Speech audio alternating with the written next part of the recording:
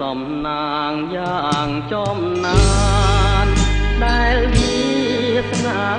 បាននាំឲ្យរូបខ្ញុំចាំចិនគិនផងបំណងលើមុំអខំពុំងដើមជីវិត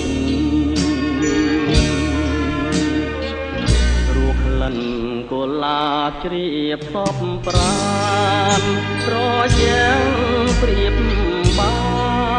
ននឹងទឹកអមរិតតែអើយសូមជួននួននាងអាណិតក្រោយស្រង់ជីវិតដោយប្រណីរៀមសូមសច្ចាចំពោះមុខមានភ្នំសន្ទុកជាសាងសីបើខ្ញុំមិនស្មោះចំពោះស្រី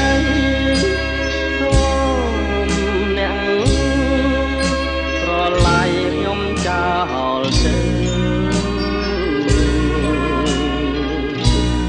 កំពុងធំជំរុំចិត្តសូមផ្ញើជីវិតរឿងពិតនឹងស្ដីសូមដឹងព្រៃប្រងជួយចែ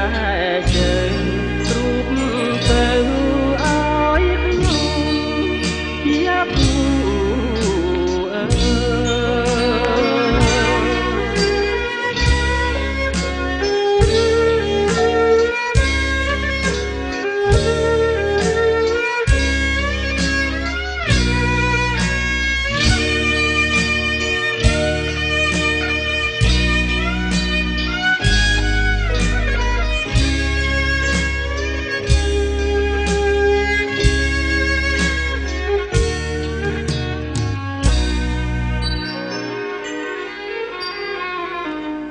កំពុងធំជំរុំ